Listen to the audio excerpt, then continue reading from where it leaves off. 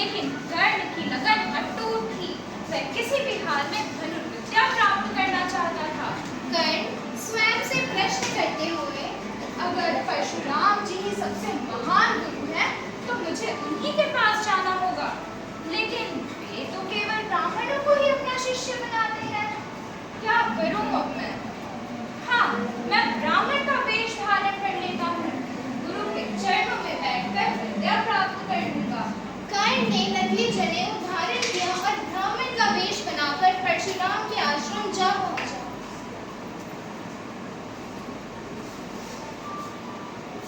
कर्ण परशुराम के पास पहुंचे।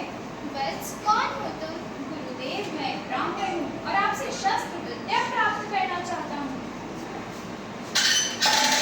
परशुराम ने कर्ण को अपना शिष्य बना लिया। कर्ण ने शीघ्र ही धनुर्विद्या में अद्भुत निपुणता प्राप्त कर ली। वो इतना कुशल हो गया कि वो धूल के कण को भी तीर मार सकता था। एक दिन जंगल में अभ्यास के बाद परशुराम थक गए और कर्ण की गोद में सिर रखकर सो गए। तभी एक जहरीला कीड़ा कर्ण की जान में आ घुसा और भयंकर पीड़ा हुई। रक्त बहने लगा, पर कर्ण ने अपने गुरु की नींद ना तोड़ी। धीरे धीरे रक्त की धारा बहकर परशुराम तक पहुंची और उनकी नींद खुल गई। अरे, ये किसका रक्त है? ये मेरा रक्त है। परशुराम क्रोध में बोल उठे, तूने जीत दिया था मुझको निज पवित्रता के बल से। क्या था पता लूटने आया है मुझको छल से।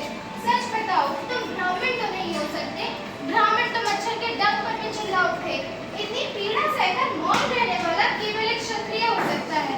तुमने मुझे धोखा दिया है। मैं तुम्हें श्राप देता हूँ, जब जब तुम्हें अपनी विद्या की सबसे अधिक आवश्यकता होगी, तुम अपनी विद्या और मंत्र भूल जाओगे। गुरुदेव, मैंने आपको छलने की नीयत से झूठ नहीं बोला। मैं तो केवल विद्या पाने के लिए व्याकुल था। कोई भी मुझे अपना शिष्य बनाने को तैयार ही नहीं था। मैंने केवल आपके चरणों में बैठने के लिए यह उपाय किया। कृपया मुझे क्षमा करें। वत्स, तुम्हारी नीयत गलत नहीं थी, किंतु सत्य छिपाना भी पाप है। मैं अपना श्राप वापस तो नहीं ले सकता, पर तुम्हें आशीर्वाद देता हूँ। तुम्हें राज सत्ता भले न मिले, तुम सबसे बड़े योद्धा न कहलाओ, पर तुम्हारा यश अमर रहेगा। दुनिया सदैव तुम्हें एक महान योद्धा के रूप में याद करेगी।